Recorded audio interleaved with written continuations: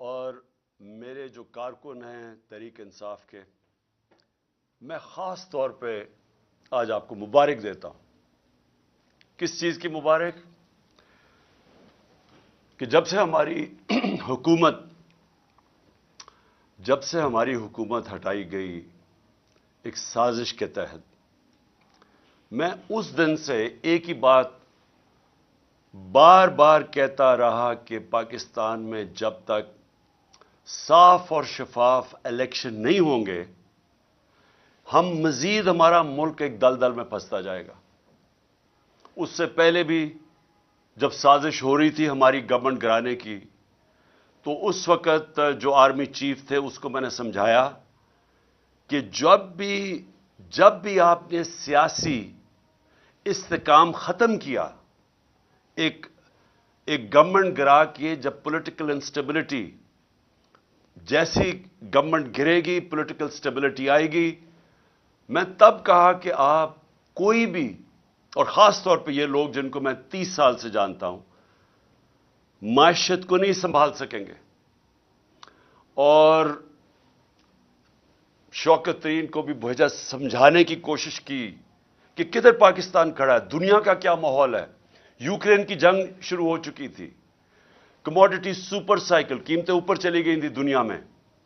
تو جو ہمارے لیے مشکلات تھیں، وہ مشکلات بڑھنی تھی جیسے ہی ایک حکومت کو ہٹاتے اور سیاسی استحکام ختم ہوتا۔ تو میں نے اپنی پوری کوشش کی، اپنی گورنمنٹ بھی میں نے ڈیزالو کر دی۔ لوگوں کو یہ یاد نہیں کہ اپریل کے پہلے ہفتے میں نے اپنی گورنمنٹ ڈیزالو کر دی تھی۔ میں نے کہا الیکشنز کرواؤ۔ سپریم کورٹ میں چلے گئے، ہمیں شکست ہو گئی، ہم نے قبول کر لی۔ ہم ان کی طرح روتے نہیں ہیں، جب سپریم کورٹ کا فیصلہ ہوا ہم نے قبول کر لیا، ہماری گورنمنٹ چلی گئی۔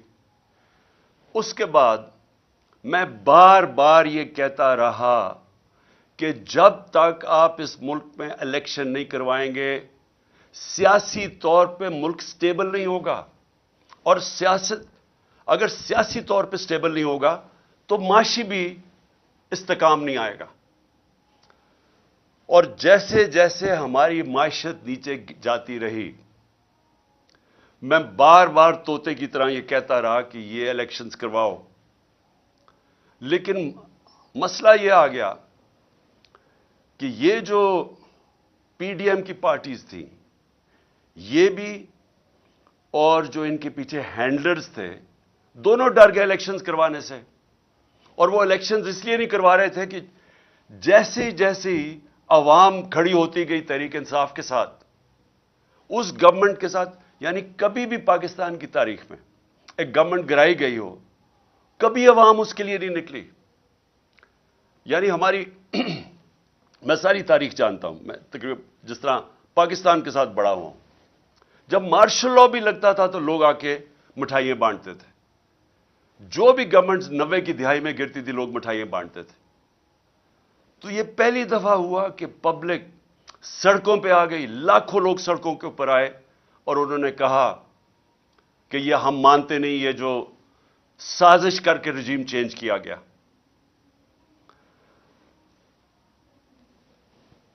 بدقسمتی سے بجائے میری بات سننے کے لیے، کیونکہ میں تو وہ کہہ رہا تھا جو پاکستان کی بہتری تھی، بجائے میری بات سننے کے ہمارے کارکنوں کے اوپر جو سختی کی گئی۔ میں جنرل مشرف کے مارشل لاء کے اندر اپوزیشن میں تھا، مجھے جنرل مشرف کے مارشل لاء میں جیل میں گیا۔ میں آج آپ سب کے سامنے کہتا ہوں کہ کبھی میں نے اس ملک کی تاریخ میں اس طرح کی سختی نہیں دیکھی جو انہوں نے ہمارے پہ کی۔ کارکنوں کو جیلوں میں ڈالا۔ 25 مئی کو میں بار بار کہتا ہوں جو ظلم کیا انہوں نے، لوگوں کے گھر 3 بجے لوگوں کے گھروں میں گھس کے، نہ چادر نہ چار دیواری، لوگوں کو اٹھا کے لے گئے۔ کبھی ایسے نہیں ہوا پاکستان میں۔ ہمارے خلاف 3 لانگ مارچز ہوئی، کتنی ایف آئی آر کاٹی اور کس کو کون سا پولیس ایکشن لیا، کتنی ٹیئر گیسنگ ہوئی۔ لیکن 25 مئی کو جو انہوں نے ہمارے سے کیا، اور اس کے بعد مسلسل کرتے رہے، ایف آئی آرز کے اوپر ایف آئی آرز کاٹتے گئے میرے کارکنوں پہ، لوگوں کو جیلوں میں ڈالا، پھر وہ نکلے، پھر کچہریوں میں چکر لگائے، ہراساں کیا گیا۔ میرے اوپر اب تک 74 FIR کٹ چکی ہیں. کتنی دفعہ میں کچہریوں میں پھرا ہوا ہوں اور بیلیں کرواتا پھرا ہوں، صرف اور صرف ہمیں دبانے کے لیے کہ ہم شاید ڈر جائیں گے، ہم گھبرا جائیں گے، ہم دل برداشتہ ہو جائیں گے. صحافیوں سے جو کیا گیا، کبھی پاکستان میں اس طرح، اور صحافیوں سے کن سے کیا گیا؟ وہ صحافی جن کی اس معاشرے کے اندر ایک پہچان تھی، کریڈیبلٹی تھی، محب وطن تھے، ان صحافیوں سے جو انہوں نے کیا. اور یہ قوم کبھی نہیں بھولے گی جو ارشد شریف سے کیا، کبھی نہ میں بھولوں گا یا قوم بھولے گی کہ ایک ایسا آدمی جس کی کوئی قیمت نہیں تھی ضمیر کی، محب وطن پاکستانی، اس سے جو کیا گیا یہ قوم ہمیشہ یاد رکھے گی. اس کے علاوہ اعظم سواتی، شہباز گل، ہمارے لوگوں کو جو انہوں نے پکڑ کے تشدد کیا، کسٹوڈیل ٹارچر کی گئی، اور ان سے جو ان کے سامنے جو ان کی ننگا کر کے تشدد کر کے ان کی ویڈیوز بنائی گئی.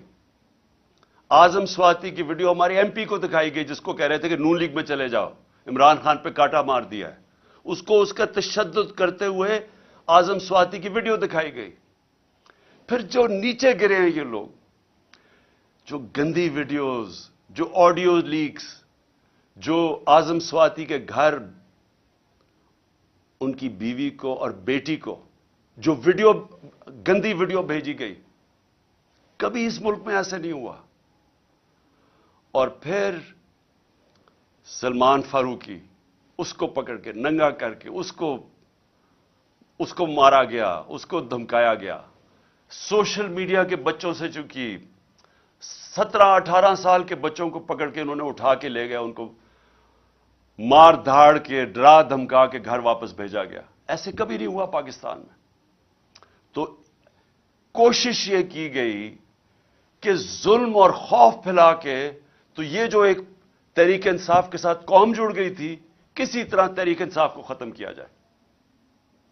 تو میں اس لیے بھی آج اپنے کارکنوں کو خاص طور پہ مبارک دے رہا ہوں کہ جس طرح میرے لوگ کھڑے ہوئے، ہر چیز برداشت کی.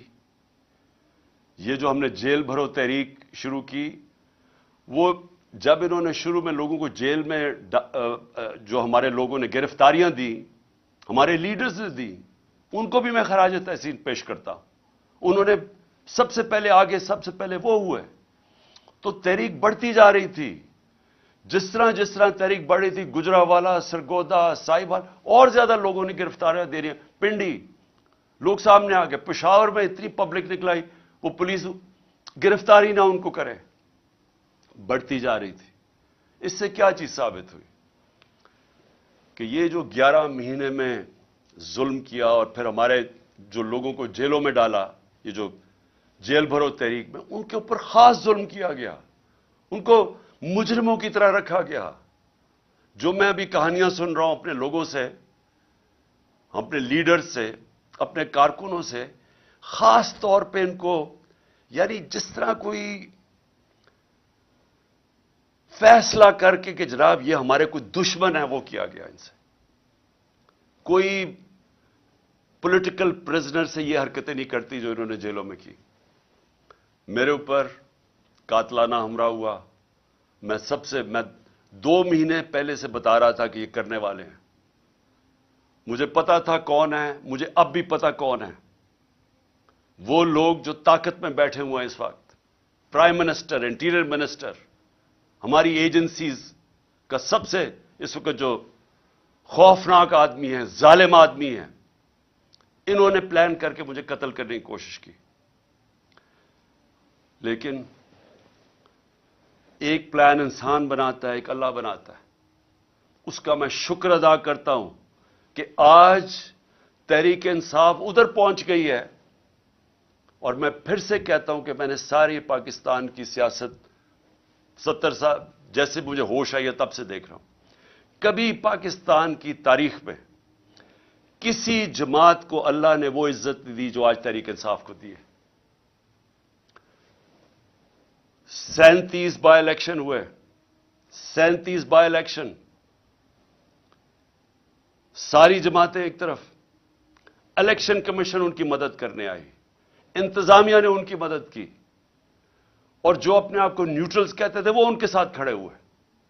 اس کے باوجود 37 بائی الیکشنز میں سے 30 بائی الیکشن تحریک انصاف جیتی۔ یہ جو ابھی جامپور میں الیکشن ہوا، وہ علاقہ جدھر دیہاتی لوگ دیہاتوں میں رہتے ہیں، ان کو پورا ڈرایا گیا، پوری طرح ایجنسیز نے زور لگایا، پوری طرح انہوں نے، انتظامیہ نے خوف کی فضا بنائی، ڈرایا دھمکایا۔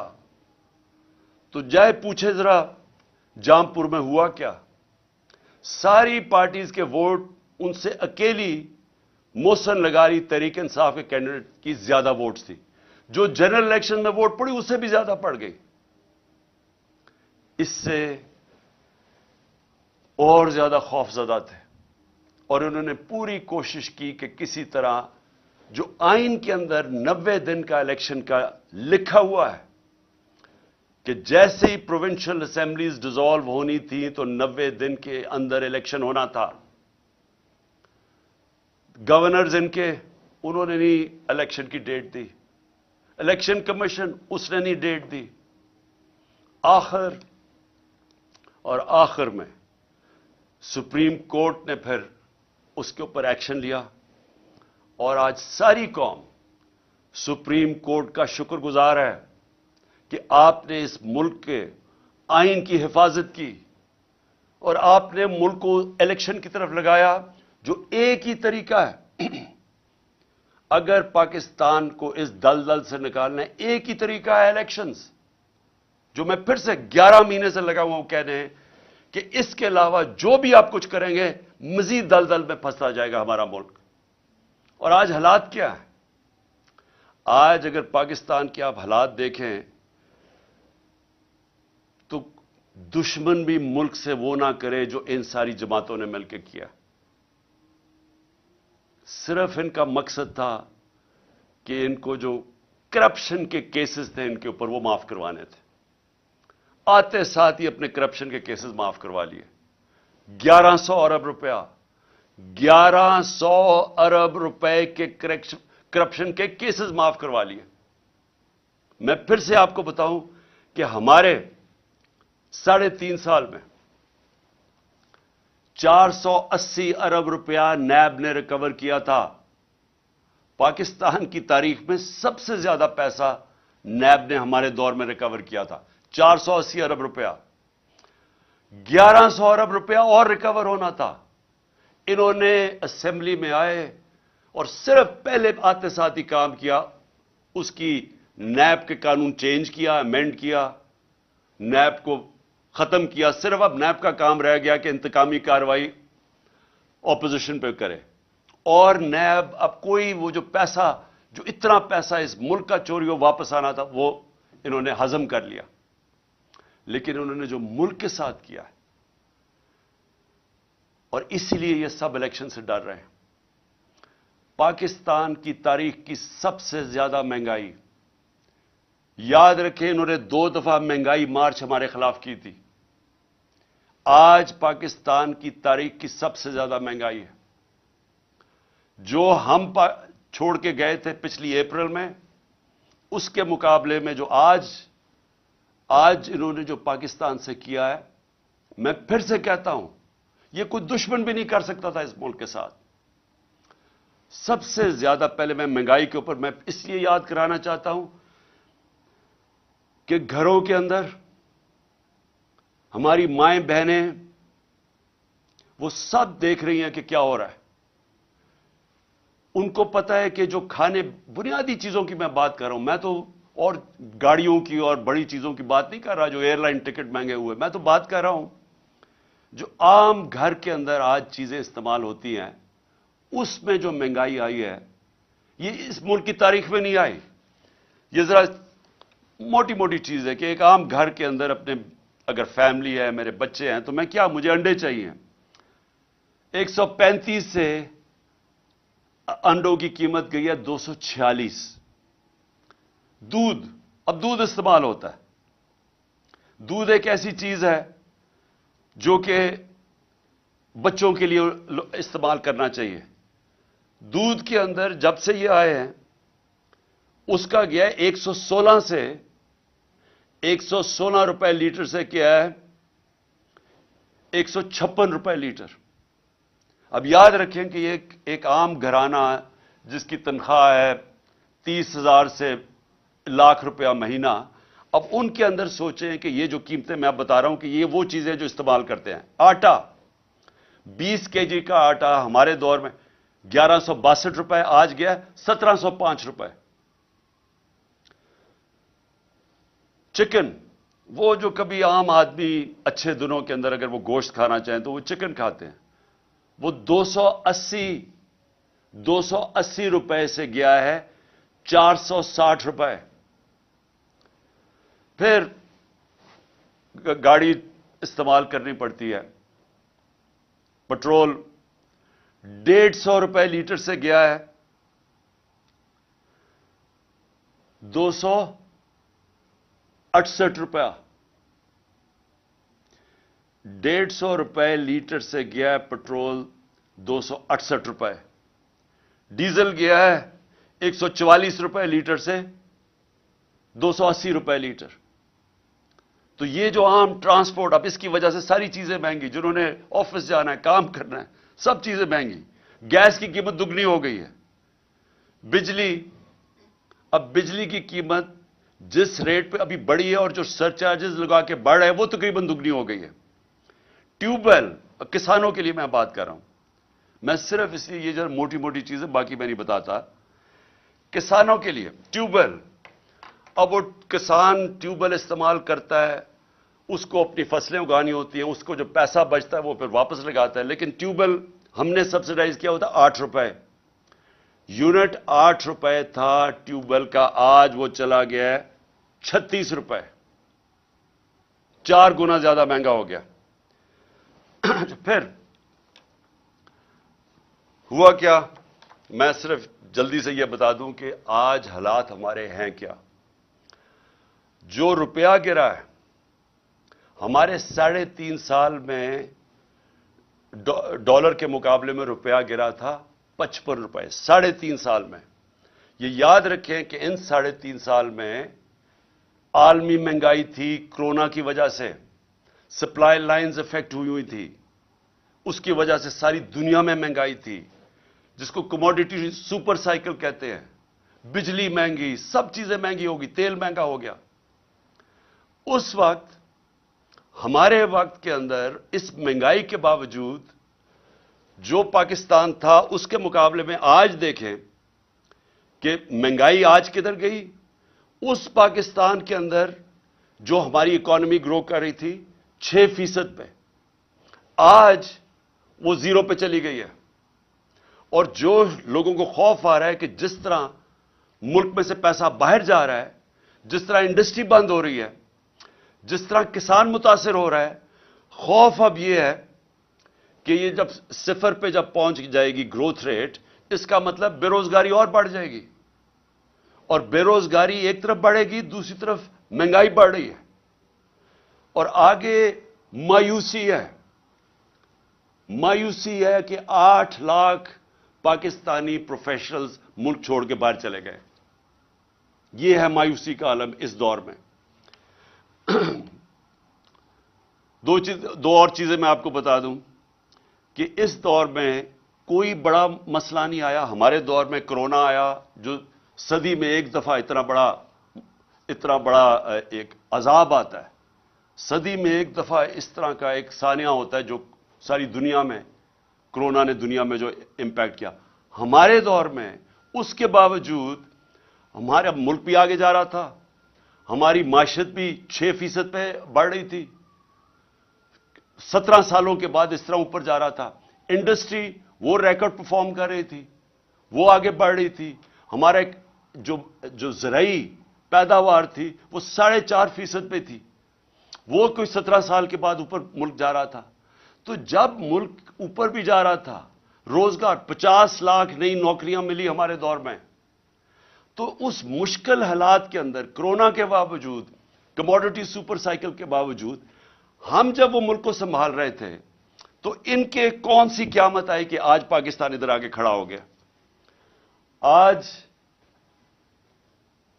جو سب سے بڑا مسئلہ ہے کہ آج اگر جس طرح ہم جا رہے ہیں، ابھی مزید اور مہنگائی آنے والی ہے. ابھی یہ جو روپیہ گرا ہے، حال ہی میں جو روپیہ ابھی اور گرا ہے، اس کا بھی اور امپیکٹ پڑے گا، اور بھی تیل اور پٹرول اور مہنگے ہونے لگے، اور یہ مزید اور ہم دلدل میں دھستے جائیں گے. تو اس کا حل کیا ہے؟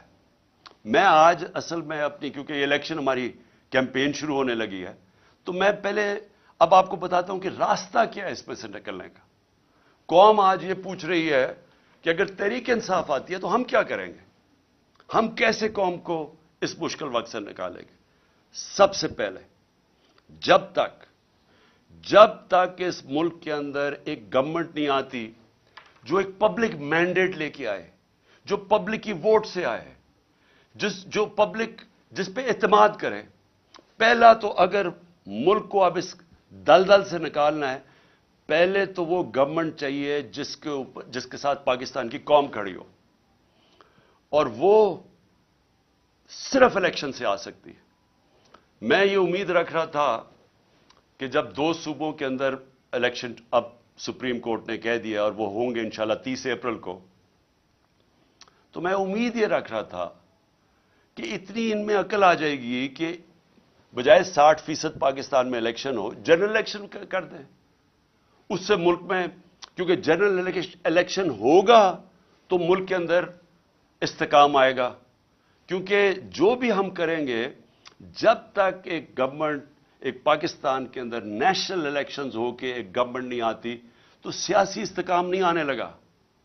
اور وہ سیاسی استحکام الیکشنز میں آئے گا، اور اس کے بعد معاشی استحکام آئے گا. تو پہلا قدم تو یہ ہے کہ الیکشنز کروا کے ایک گورنمنٹ آئے پبلک کا مینڈیٹ لے کے، جو 5 سال کے لیے آئے، اور اس کے ساتھ اس کو عوام اس کے اوپر اعتماد رکھے کہ یہ مسئلے حل کرے گی. پھر یہ پہلا قدم ہے اس دلدل سے نکلنے کا.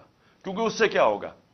اس سے ایک عوام کے اندر اعتماد آ جائے گا کہ اب یہ گورنمنٹ 5 سال کے لیے آ گئی.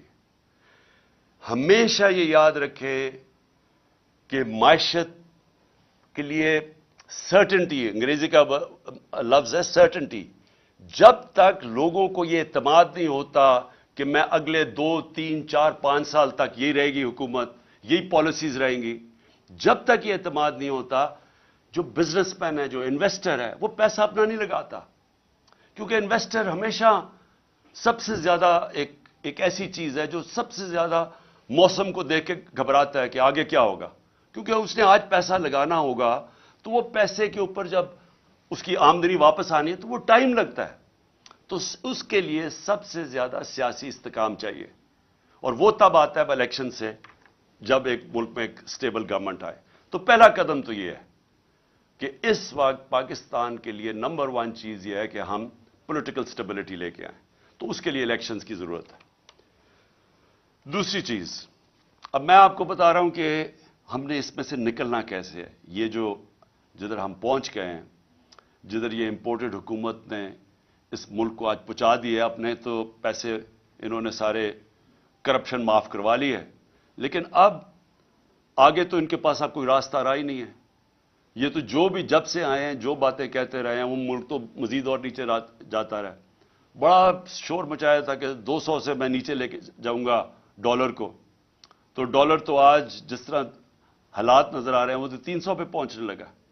اور اس کے جو اثرات، پھر سے میں کہہ دوں کہ جب ڈالر، جو عام لوگوں کے میں بتا رہا ہوں کہ جب ڈالر 300 کا پہنچ جائے، یا بھی جو 280 کا پہنچ گیا تقریباً، تو اس کا مطلب سب سے بڑی چیز تیل مہنگا.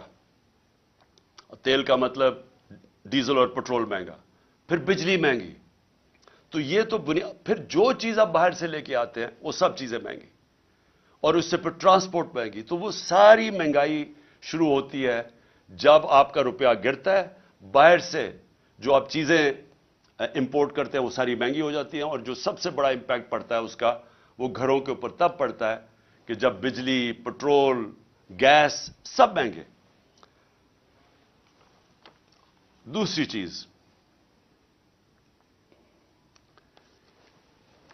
دیکھیں، اس کے لیے اگر ہم نے اب پاکستان کو جو حالات اب آ گئے ہیں اور جو سارے باہر کے جو ادارے ہیں جن کو موڈیز ہے یا یہ جو فچ ہے، یہ جو فیصلہ کرتے ہیں کہ ملک کی معیشت کی حالت کیا ہے، تو وہ جو فیصلہ کرتے ہیں کہ ملک میں کتنی سکت ہے، اس کی معیشت آگے بڑھ سکتی ہے یا یہ نیچے جا رہی ہے، تو وہ سارے اداروں نے آج پاکستان کو نیچے لے گئے ہیں کہ ڈیفالٹ کرنے لگا۔ ڈیفالٹ کا مطلب کہ جو ہم نے قرضے لیے ہوئے ہیں وہ اب واپس نہیں کر سکتے، ہمارے پاس آمدنی نہیں ہے وہ قرضے واپس کرنے، کیونکہ ہماری جو معیشت ہے وہ سکڑتی جا رہی ہے۔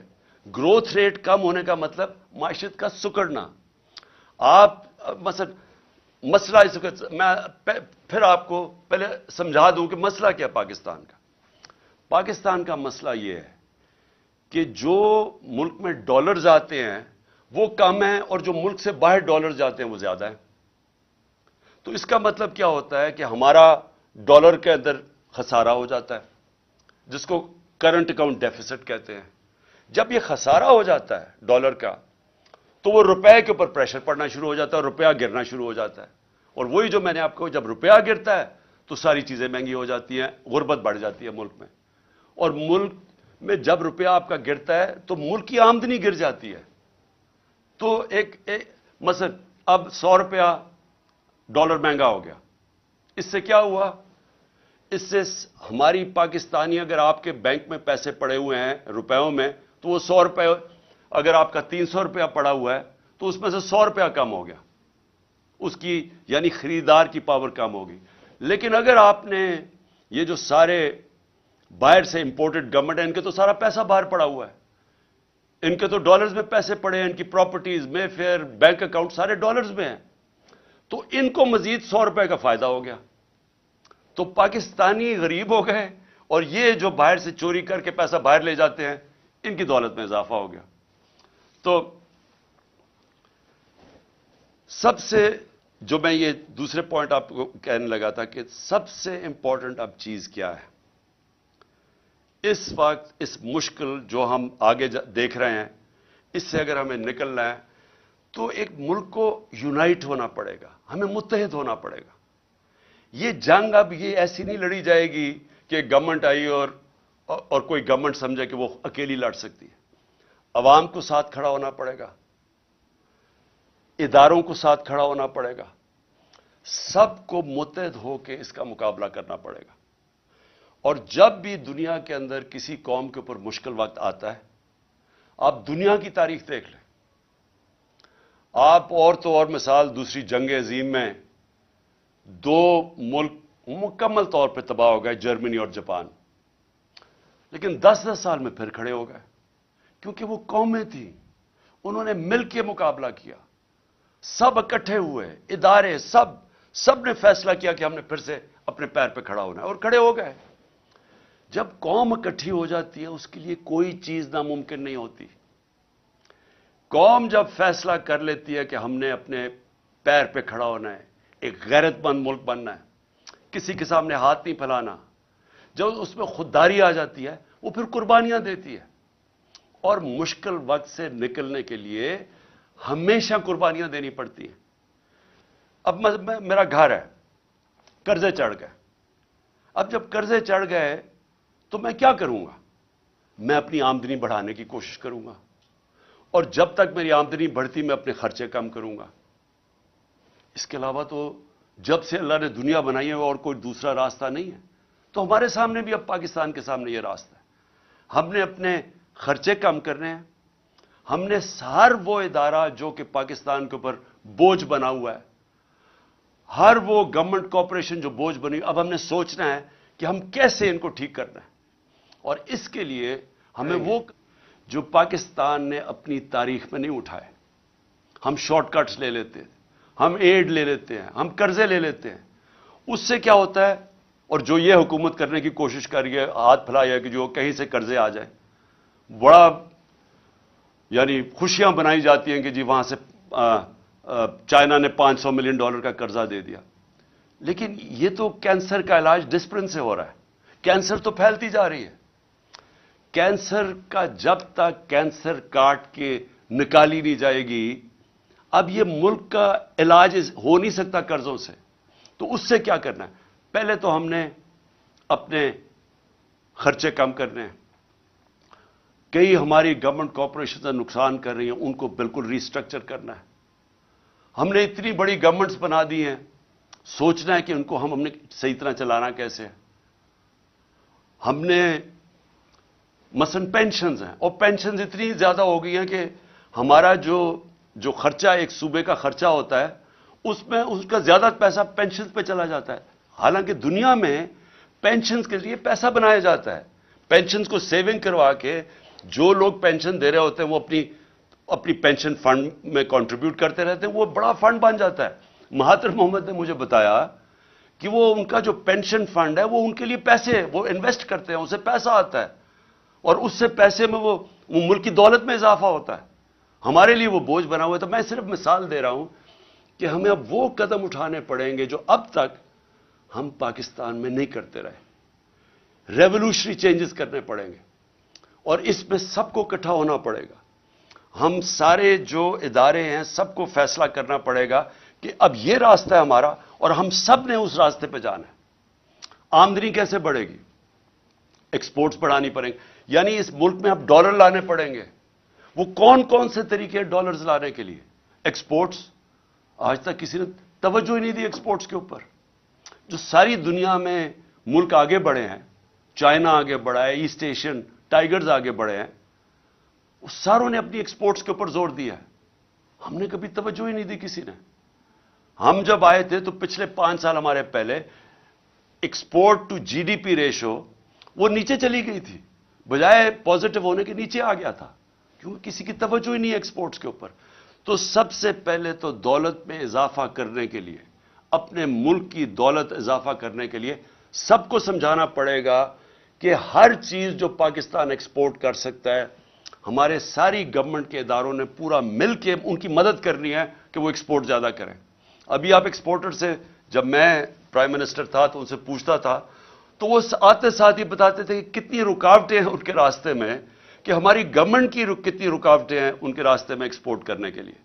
تو پہلے تو یہ سمجھ لینا کہ جب تک ہم ایکسپورٹس کے اوپر ساری قوم مل کے انکریج نہیں کرے گی، ایکسپورٹرز کو پرائزز نہیں دیں گے، ان کو ہم ریکگنائز نہیں کریں گے، ان کو وی آئی پیز نہیں بنائیں گے، تب تک یہ ملک اب اس دلدل سے نہیں نکل سکتا. اس کے علاوہ، ایکسپورٹس کے علاوہ اور کون سی چیزیں ہیں جو ڈالر لا سکتی ہیں؟ پہلے تو سوچیں اور کون سی چیز ڈالرز ہمارا خرچہ بچا سکتی ہے. ہم مثلا پام آئل امپورٹ کرتے ہیں، ہم نے کیوں نہیں سوچا کہ اور کیا طریقے ہیں کہ ہم پام آئل کی اپنی امپورٹ کم کر سکیں؟ ہم نے پختونخوا کے اندر 2013 کے بعد ایک پورا زیتون کی پوری پلانٹیشن کرنی شروع کی، اور آج وہ انقلاب آ چکا ہے زیتون کا. اور زیتون کے اتنے ہم نے اب وہ لگا دیے ہیں، جنگل بنا دیے ہیں کہ انشاءاللہ تھوڑی دیر کے بعد ہم زیتون ایکسپورٹ کر سکیں گے. لیکن یہ ہمیں سب پہلے چیزیں سوچنی چاہیے تھی، کیونکہ جب بھی پاکستان کا اب آگے دیکھیں گے تو سارا وقت ہمیں سوچنا ہے کہ ڈالرز اس ملک میں کیسے آئیں گے. کون سی ایسی مثلا ٹورزم ہے. سوئٹزرلینڈ صرف ٹورزم سے 60 سے 80 ارب ڈالر کماتا ہے ٹورزم سے. ہمارا جو پہاڑی علاقہ ہے، یہ جس کو ہم ناردرن ایریاز کہتے ہیں، وہ دگنا ہے سوئٹزرلینڈ سے، اس سے زیادہ خوبصورت ہے. لیکن ہم تو کوئی پیسہ نہیں کماتے اس سے، کیونکہ ہم نے کسی نے سوچا ہی نہیں ہے. ہمارے جو اس ملک میں صاحب اقتدار، ہماری ایلیٹ، وہ ساری گرمیاں تو گزارتی ہے جا کے انگلینڈ میں اور یورپ میں چلی جاتی ہے. کسی کو پتہ ہی نہیں ہے کہ ہم کس طرح کی، اللہ نے ہمیں کس طرح کی نعمتیں دی ہوئی ہیں جو ہمارے ہیں. تو ہم نے کبھی سوچا ہی نہیں ہے اس کا. تو ایکسپورٹس بڑھانا، ٹورزم، پھر جس طرح میں نے کہا پام آئل، زیتون، ہر چیز وہ جو ہم باہر سے امپورٹ کرتے ہیں پاکستان میں ہر کچھ ہم اگوا سکتے ہیں. ہم نے کبھی اس کے اوپر نہیں سوچا. ہمارا سارا تقریباً کتنے 100 کلومیٹر کا ہمارا سمندر ہے، ادھر ہم سارا پام آئل اگا سکتے ہیں، کبھی کسی نے سوچا نہیں. پھر ہم کیسے جو اصل اب چیلنج ہے میں آپ کو سنوں، کہ انویسٹمنٹ لے کے آنی ہے پاکستان میں. ہم کیسے انویسٹمنٹ لا سکتے ہیں؟ میں آپ کو ہندوستان 6-6.5 گنا بڑا پاکستان سے ہے. پچھلے سال پاکستان میں جو انویسٹمنٹ آئی ہے 2022 میں $2 ارب. ہندوستان میں کتنی انویسٹمنٹ آئی ہے؟ $75 ارب. ہم جب تک ایک ملک میں انویسٹمنٹ ہی لے کے آئیں گے ہماری دولت کے اندر پھر بھی اضافہ نہیں ہوگا, کیونکہ انویسٹمنٹ جب ڈالرز میں آئے گی ہمارا جو ریزروز ہے ڈالر کے بڑھیں گے. ہمیں یہ مسئلہ نہیں آئے گا جو آج آیا ہوا ہے کہ ہمارے ریزروز ہی ختم ہو گئے, ڈالر ختم ہو گئے, روپیہ گر رہا ہے, مہنگائی بڑھ رہی ہے. کوئی پاکستان میں آج سرمایہ کاری کرنے کے لیے کیوں نہیں تیار؟ کیونکہ وہ ڈالر ہی خریدتے ہیں, اس کو ضرورت کیا جب روپیہ گر رہا ہے. باہر سے بھی کسی کو اعتماد نہیں ہے.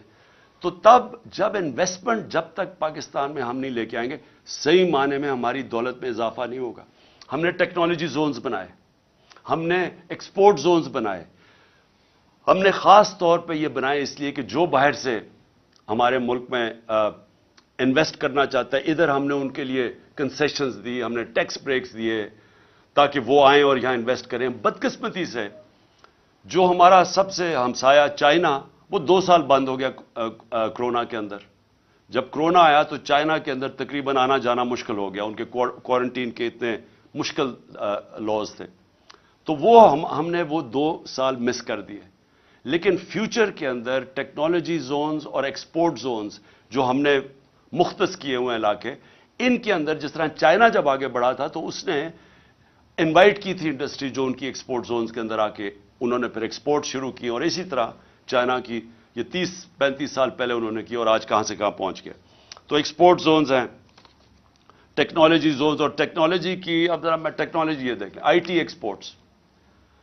ہم نے ان کی پہلی دفعہ آئی ٹی کی مدد کی, جو آئی ٹی کی کمپنیز تھی ہم نے ان کو انسینٹیوز دیے, تو ہماری 75% ایکسپورٹس بڑی آئی ٹی کی, اور بدقسمتی سے آ کے اس حکومت نے وہ ختم کر دیے جو انسینٹیوز دیے ہوئے تھے. ہندوستان کی آئی ٹی کی صرف ایکسپورٹس $150 ارب ہے جو وہ آئی ٹی ایکسپورٹس کرتی ہے. تو ہمارے پاس ایک ینگ پاپولیشن ہے, نوجوان آبادی ہے, ہمارے پاس بڑے آرام سے اگر ہندوستان کر سکتا ہے ہم کم از کم $20-30 ارب تو ایکسپورٹ کر سکتے ہیں. کبھی کسی نے توجہ نہیں دی, تو اس کے اوپر ہم زور لگا رہے ہیں اور ہم نے آخری 2 سال کوشش بھی کی. لیکن یہ جو میں انویسٹمنٹ کی پہلے بات کر رہا ہوں, دیکھیں یہ کیسے انویسٹمنٹ آئے گی پاکستان میں؟ ہمیں ایک ماحول بنانا پڑے گا. وہ ماحول کیسے بنے گا؟ ہمیں اس ملک میں رول آف لا قائم کرنا پڑے گا. اگر اب پاکستان نے آگے بڑھنا ہے تو یہ جو میں انصاف کی تحریک 26 سال پہلے چلائی تھی, یہ آپ سمجھ جائیں کہ جس ملک کے اندر انصاف ہے, قانون کی حکمرانی ہے, وہ ملک ترقی کر جاتے ہیں, وہ خوشحال ہے.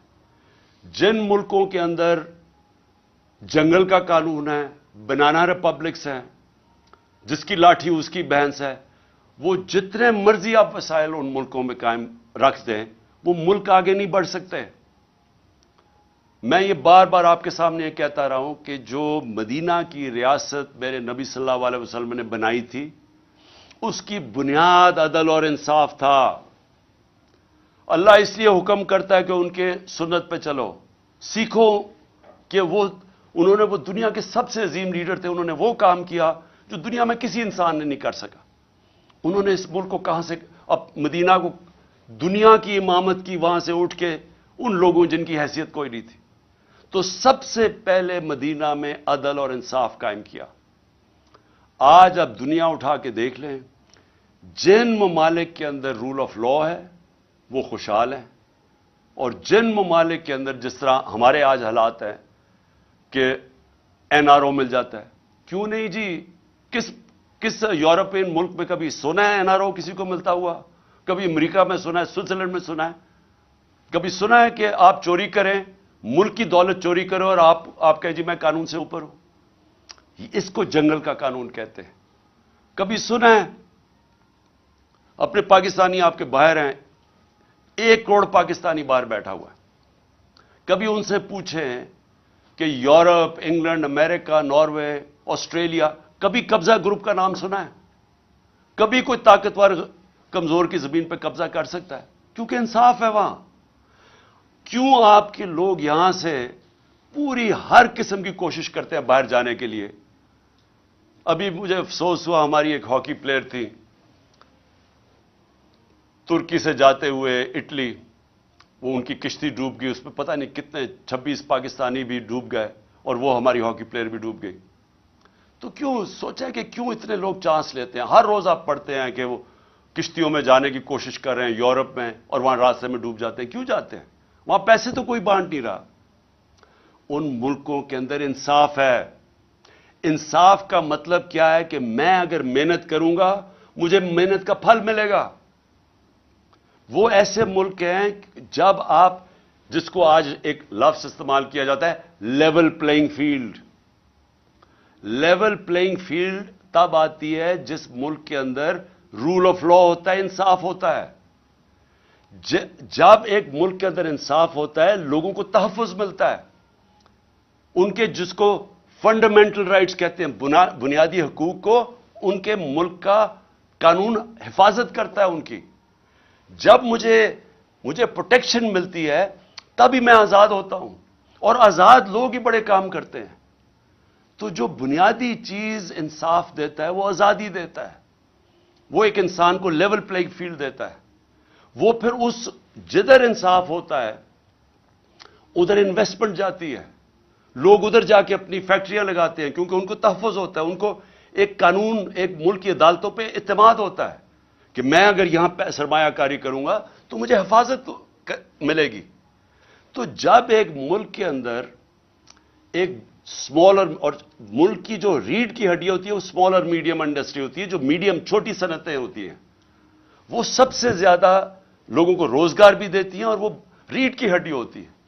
تو جب ایک ملک کے اندر انصاف نہیں ہوتا، کانٹریکٹ انفورسمنٹ نہیں ہوتی، عدالتیں ان کو تحفظ نہیں دیتی، جو پالیسیز پریڈکٹیبل نہیں ہوتی، آگے یعنی آج ایک قانون بنا کل دوسرا بنا، آج ایک ٹیکس کا نظام ہے کل دوسرا بنا، اس ملک کے اندر سب سے پہلے جو کچلے جاتے ہیں وہ چھوٹی صنعتیں ہیں، اسمال اور میڈیم انڈسٹری. اور جب ایک ملک میں انصاف، کانٹریکٹ انفورسمنٹ لوگوں کو تحفظ دیتے ہیں، وہ پھر ترقی کرتے ہیں ملک، ادھر خوشحالی آتی ہے. شیر شاہ سوری کی اگر آپ کہانی پڑھیں، وہ ہندوستان کا سب سے عظیم، ایک بڑے بڑے ہندوستان کے حکمرانوں میں سے ایک شیر شاہ سوری تھا. تو اس کی اگر اس کی جب زندگی پڑھیں تو شروع کدھر سے ہوا تھا. اس کے باپ کی جاگیر تھی، باپ نے اس کو کہا کہ جاگیر سنبھالو. یہ بہار کے اندر جاگیر تھی. اس نے وہ جاگیر کے اندر سب سے پہلے کام کیا کیا، اس نے جو بڑے بڑے ڈاکو تھے ان ساروں کو ختم کیا. اس نے اپنے جاگیر کے اندر قانون کی حکمرانی قائم کر کے لوگوں کو تحفظ دیا. جو سارے ارد گرد کی جاگیروں کے جو صنعت کار تھے، جو سرمایہ کار تھے، وہ سارے اس کی جاگیر میں آ گئے. انہوں نے وہاں جا کے پیسہ لگانا شروع کر دیا، وہ سب سے خوشحال ہو گئی. ادھر سے شیر شاہ سوری کا نام اوپر آیا. تو آج بھی اگر آپ سوئٹزرلینڈ چلے جائیں، یورپ چلے جائیں، جو میں نے دیکھا ہے وہاں پیسے نہیں لوگ بانٹ رہے. ہمارے لوگ اس لیے جاتے ہیں کہ وہاں کا نظام ایسا ہے کہ جو محنت کرے گا اس کو فائدہ ہوتا ہے، اور وہاں کوئی تنگ نہیں کرتا، کوئی قبضے نہیں کرتا، کوئی طاقتور آ کے اس کو کوئی رشوت نہیں مانگتے ہر دوسرے دن لوگ. دبئی میں چلے جائیں، دبئی میں آپ پوچھیں ذرا پاکستانیوں سے کہ کس طرح، کیوں آپ پاکستان میں نہیں بزنس کرتے، کیوں دبئی چلے گئے ہیں، تو وہ پوچھیں، وہ آپ کو بتائیں گے کہ کوئی تنگ نہیں کرتا ان کو پتہ ہے یہ ٹیکس ہے، اتنا دو، آرام سے محنت کرو، کام کرو، آپ کو فائدہ ہوگا. تو جو سب سے ضروری چیز پاکستان میں قانون کی حکمرانی قائم کرنا ہے، ہم نے رول آف لا قائم کرنا ہے. یہ مجھے بڑے لوگوں نے میرے سے پوچھا کہ جی یہ آپ کیسے قائم کریں گے. یہ میں 26 سال سے کوشش کر رہا ہوں. میں نے لوگوں کو میرے سے جب بات کرتے ہیں کہ جی عمران صاحب دیکھیں آپ یہ اپوزیشن ہے، آپ ان سے بات کیوں نہیں کرتے. میں ان سب کو اب سے نہیں پہلے سے بھی کہہ رہا ہوں کہ پولیٹیشن سب سے بات چیت کرتا ہے. پولیٹیشنز کسی سے کٹی نہیں کرتا. پولیٹیشنز کا کام ہوتا ہے سب سے بات کر کے اپنے موقف کے ارد گرد لانا، یا ان کی بات سننا، اپنی سننا، اور پھر کوئی बीच में कोई ग्राउंड पे पहुंचना। लेकिन जो लोग मुल्क का पैसा चोरी करते हैं, आप उनके साथ कैसे समझौता कर सकते हैं? मुझे अगर ये बार बार, जब 3.5 साल मैं गवर्नमेंट में था, मुझे बार बार कहते रहे कि जी इनको आप एनआरओ दे दें। जनरल बाजवा ने कहा कि इनको एनआरओ दे दो। वो जब मैं उनसे बात करें, हमने फैटफ का बिल पास करना है, वो कहते जी एनआरओ दे दो। मैं एनआरओ नहीं दे सकता, क्योंकि मेरा पैसा उन्होंने नहीं चोरी किया, पैसा आवाम का चोरी किया है। मैं कौन होता हूं कि आवाम का पैसा उनको माफ कर दूं? और जब आप उनको माफ करते हैं तो बाकी चोरों को क्यों पकड़ते हैं? फिर जेलों में बेचारे गरीब लोग क्यों फंसाए हुए हैं? मैं सबसे बात करने के लिए तैयार हूं, सबसे समझौता करने के लिए तैयार हूं, क्योंकि जो आगे पाकिस्तान के हालात है, मैं फिर से कह रहा हूं कि सारी कौम को मिलकर इनका मुकाबला करना पड़ेगा। मेरे ऊपर कातलाना हमला हुआ, मुझे पता है किसने हमला किया। मेरे ऊपर हमला हुआ, मैं माफ करने के लिए तैयार हूं, मुल्क की खातिर। क्योंकि हमारे नबी सल्लल्लाहु अलैहि वसल्लम ने, जिनके हम उम्मती हैं, उन्होंने जब फतह मक्का हुआ तो उन्होंने, जिन लोगों ने उनके ऊपर जुल्म किया था, उन्होंने सबको माफ कर दिया। नेल्सन मंडेला ने उसी सुन्नत पे चलते हुए, क्योंकि वो तो रहमतुल आलमीन है ना, वो तो सब इंसानों के लिए एक रहमत बन के आए थे। तो नेल्सन मंडेला ने जब 27 साल जेल में गुजारे, जब वो बाहर निकला तो उसने सबको माफ कर दिया जिन्होंने उसके ऊपर जुल्म किया था। और उसने ये कहा कि ट्रूथ एंड रिकंसिलिएशन, बस ये सच बोल दो कि आपने ये जुल्म किया है, तो हम आपको माफ कर देते हैं। साउथ अफ्रीका को बचा गया, वहां खून खराबा होना था। आज भी पाकिस्तान जिधर खड़ा है, इस वक्त मुल्क को इकट्ठा होना है। तो मेरे लिए, मैं अपनी अगर जात के लिए पॉलिटिक्स कर रहा होता तो मैं भी कहा जी उसको मैं नहीं छोड़ूंगा, तो उससे मैं बदला लूंगा, तो फलाने से लूंगा। ये मेरी जात की बात नहीं है, ये मुल्क की बात है। और मुल्क आज उधर खड़ा है। पाकिस्तान की तारीख में इतना बुरा वक्त पाकिस्तानियों पे नहीं आया। इस वक्त जो अंदाजा यूएनडीपी अंदाजा लगा रही है कि 1 करोड़ लोग गुर्बत की लकीर से नीचे चले जाएंगे। एक अंदाजे के मुताबिक 50 लाख लोग, उनको वो भूखे रह जाएंगे, जो आजकल हालात है। तो हम सब की जिम्मेदारी है कि अपने मुल्क के लोगों की, जो इस वक्त मुश्किल हालात में है, जो महंगाई में, वो हालात हैं जो कभी पाकिस्तान में नहीं थे, हमें उनको सामने रखना है, अपनी जात के ऊपर नहीं आना। उनके लिए हमें मुल्क को इकट्ठा करना है।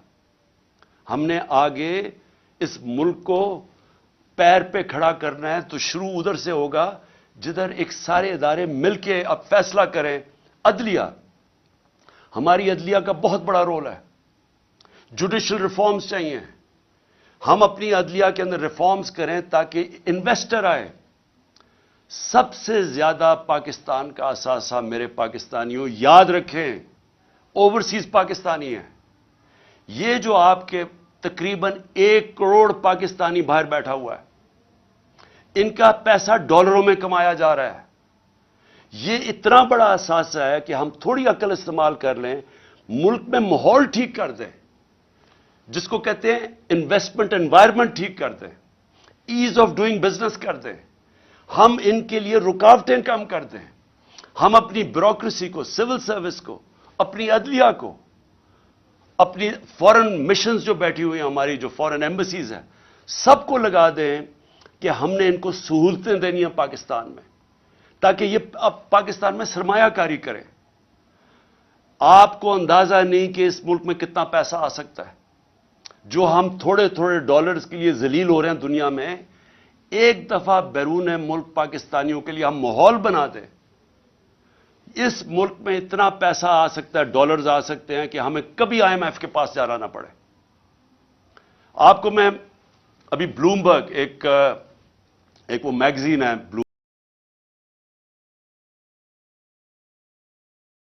ब्लूमबर्ग, उस मैगजीन के अंदर, क्योंकि दुनिया के अंदर, दुनिया جو ملک ہے ان کی معیشت کے اوپر وہ کامنٹ کرتی ہے. دبئی میں ذرا یہ غور سے سنیں, دبئی میں 20,000 پاکستانی 20,000 پاکستانیوں نے پراپرٹیز خریدی ہیں 10.4 ارب ڈالر کی. ہم آئی ایم ایف کے پیچھے ہمارا پروگرام تھا 6 ارب ڈالر کا, ہم نے 3 ارب ڈالر لیے تھے اپنے دور میں. ہم اس کے لیے اپنی آزادی بھی کھو بیٹھتے ہیں, اپنی عزت بھی کھو بیٹھتے ہیں. صرف 20,000, یاد رکھیں 1 کروڑ پاکستانی باہر ہے, 20,000 پاکستانیوں نے دبئی میں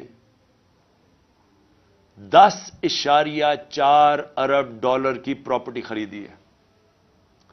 تو وہ پہلے تو پوچھیں وہ دبئی میں کیوں خرید رہے ہیں, اور وہ تو یہاں سے پیسہ باہر جا رہا ہے نا.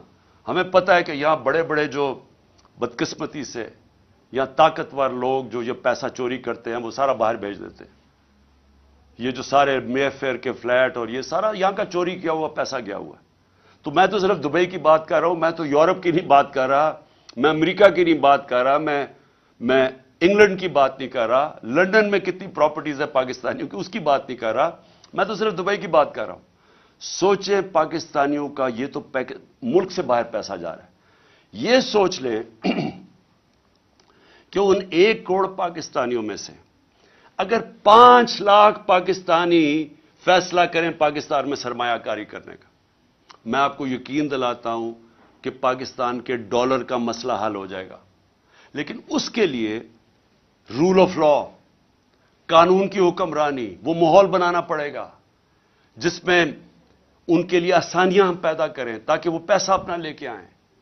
اور یہ دنیا میں جب ویتنام, یہ جو ملک آگے بڑھے ہیں, ان ساروں نے ماحول پیدا کیا جدھر سے باہر سے انویسٹمنٹ آئی. لیکن ان کے پاس ان کے لوگوں نے نہیں کی, انہوں نے تو چائنیز انویسٹمنٹ لے کے آئے ویتنام میں. ہمارے پاس تو یہ ہمارا اثاثہ بیٹھا ہوا ہے, ہم نے صرف ماحول ٹھیک کرنا ہے, ہم نے ان کے لیے آسانیاں پیدا کرنی ہیں, ہم نے اس ملک کے اندر انصاف قائم کرنا ہے. اور انصاف کا مطلب قانون کے سامنے سب ایک برابر. جب تک یہ نہیں ہوگا یہ ملک آگے نہیں بڑھ سکتا. میں آپ کو بار بار نبی صلی اللہ علیہ وسلم کی جو حدیث ہے کہ تمہارے سے پہلے بڑی قومیں تباہ ہوئی, جب طاقتور چوری کرے اسے نہ پکڑو اور کمزور کو جیلوں میں ڈالو, وہ قوم تباہ ہو جاتی ہے. یہ ہماری تباہی کا سب سے بڑا مسئلہ آج یہ ہے کہ طاقتور چوری کر کے کہتا ہے این آر او دے دو, نہیں تو ہم تمہاری گورنمنٹ نہیں چلنے دیں گے, اور ہم صرف چھوٹے چوروں کو جیل میں ڈالتے ہیں, ملک تباہ ہو جاتا ہے. تو جو ان ساری چیزوں کو ایک اگر پوائنٹ سب سے زیادہ وہ ہے قانون کی حکمرانی, رول آف لا. تو آخر میں اور اس میں اور میں بتا دوں, ہم ٹیکس ریفارمز کر رہے تھے, ہم ایف بی آر کو ٹھیک کر رہے تھے, ٹیکنالوجی لے کے آ رہے تھے, ہم نے ٹریک اینڈ ٹریس سسٹم بنا دیا تھا, ہم نے آرٹیفیشل انٹیلیجنس کے ذریعے ہم نے 35 ملین ٹیکس پیئرز کو آئیڈینٹیفائی کیا تھا جو مزید جو ٹیکس نہیں دے رہے تھے لیکن ان کے پاس وسائل تھے. تو ہم نے آرٹیفیشل انٹیلیجنس کے ذریعے ان کو آئیڈینٹیفائی کیا. تو اور آہستہ آہستہ ہمارے پاس تو ابھی صرف 25 لاکھ 20-25 لاکھ ٹیکس پیئر والے لوگ ہیں. 22 کروڑ میں صرف 25 لاکھ لوگ ٹیکس دیتے ہیں. تو ہم نے یہ جو تقریباً 3.5 کروڑ لوگوں کو آئیڈینٹیفائی کیا تھا, اگر ہم ان کو ٹیکس میں لے آئیں تو ہماری آمدنی میں اور اضافہ ہو جائے گا, ہماری انویسٹمنٹ آ جائے, ڈالرز آ جائیں گے, ہماری ایکسپورٹس آہستہ آہستہ جو ہم بڑھا رہے تھے اور ان کو انسینٹیوائز کریں اس میں ڈالرز میں اضافہ ہو جائے گا. تو آخر میں اور پھر مدنیات, ہم نے کبھی اس کے اوپر زور ہی نہیں دیا. ایک تو بڑا غلط کیا کہ سارے صوبوں کے اندر منرلز کی جو ڈپارٹمنٹ ہے وہ ادھر ڈال دی. ان کے پاس کیپیسٹی نہیں ہے. اتنا زیادہ پوٹینشیل ہے پاکستان مدنیات یا منرلز کو ہم بیچ کے, ہم نے اس میں بھی ایسٹیمیٹ کیا ہم اور ڈالرز لا سکتے ہیں پاکستان کے اندر. تو آخر میں انشاءاللہ اگلے ہفتے میں اپنا پہلا جلسہ کر رہا ہوں اور میں آغاز کر رہا ہوں اپنی الیکشن کیمپین کا. میں اپنی ساری اب خیبر پختونخوا اور پنجاب میں سارے اپنی پارٹی کو کہنا چاہوں گا تیاری کر لیں.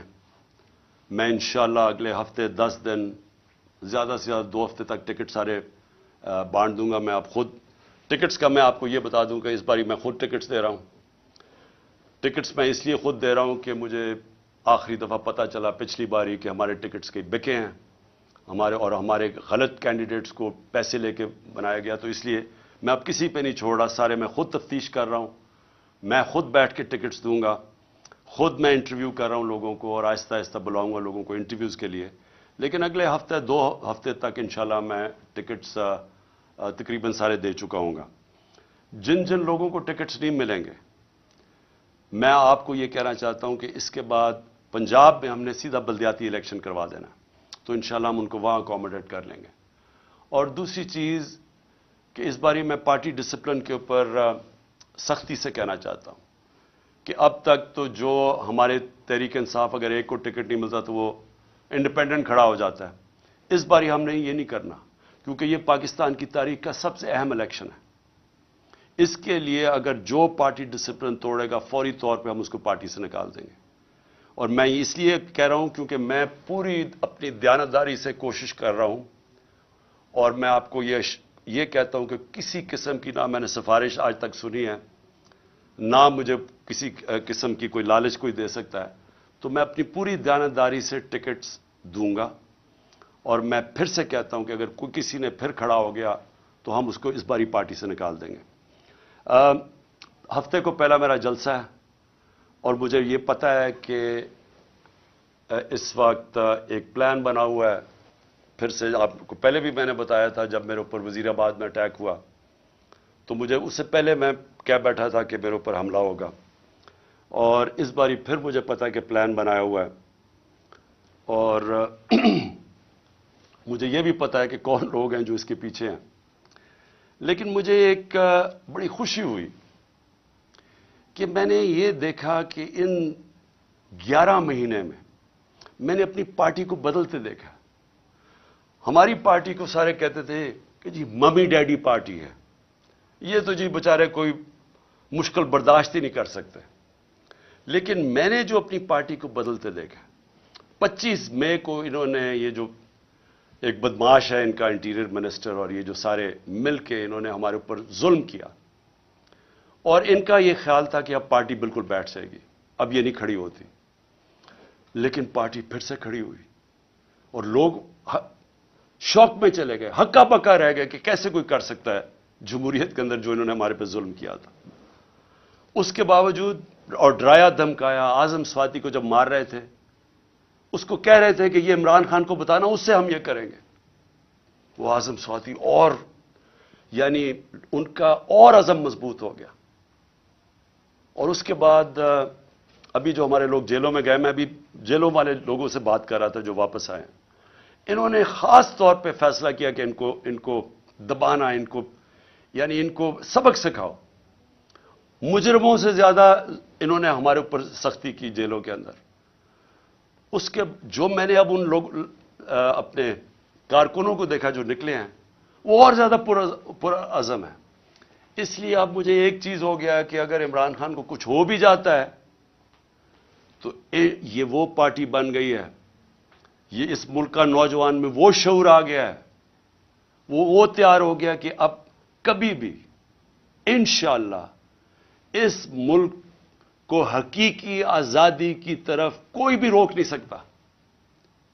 یہ وہ قوم, میں ایک دن اللہ سے دعا کرتا تھا کہ کیونکہ میں باہر کے ملک دیکھتا تھا سارے, اور میں دیکھتا تھا ان کو کہ وہ آزاد لوگ تھے, وہ لوگ آزاد تھے, اور آزاد لوگوں کی پرواز اوپر ہوتی ہے.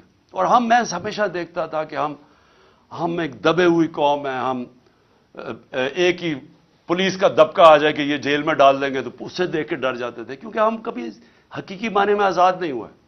اب میں ایک آزاد قوم کو ابھرتے دیکھ رہا ہوں. میں اپنے نوجوانوں کو لا الہ الا اللہ کا مطلب سمجھتے دیکھ رہا ہوں. لا الہ الا اللہ انسان کو غیرت دیتا ہے, خودداری دیتا ہے. یہ جو خوف کا سب سے بڑا جو غلامی انسان کرتا ہے, وہ خوف کی بت کی غلامی کرتا ہے. میں نے اس سے آزاد ہوتے دیکھا لوگوں کو. اس لیے مجھے یہ فکر نہیں ہے کہ جو بھی آگے راستہ ہوتا ہے, مجھے پتا ہے کہ جو یہ اب قوم نکل رہی ہے اب اس کو کوئی غلام نہیں بنا سکتا.